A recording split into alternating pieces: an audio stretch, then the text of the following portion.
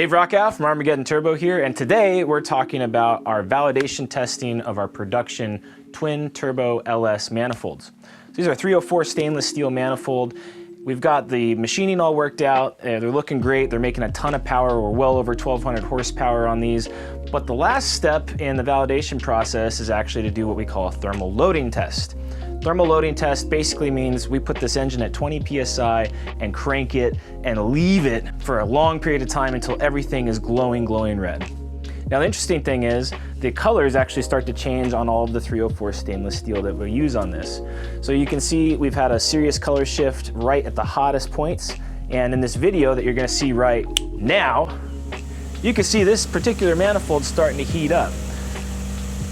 First place you see the heat starting to come is actually into the wastegate. That's because the wastegate is open at 20 PSI and it's diverting some exhaust energy around the turbocharger and bypassing it back to the downpipe.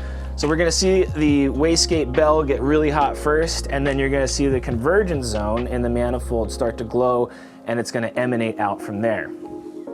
Now these production manifolds, we're actually shipping them with an EP finish. It's an electroplated finish or electropolished finish, and the colors that they change, it's similar, but you're gonna see more of a shiny finish to it even after it gets hot. So let's take a look at what that looks like after it gets warm.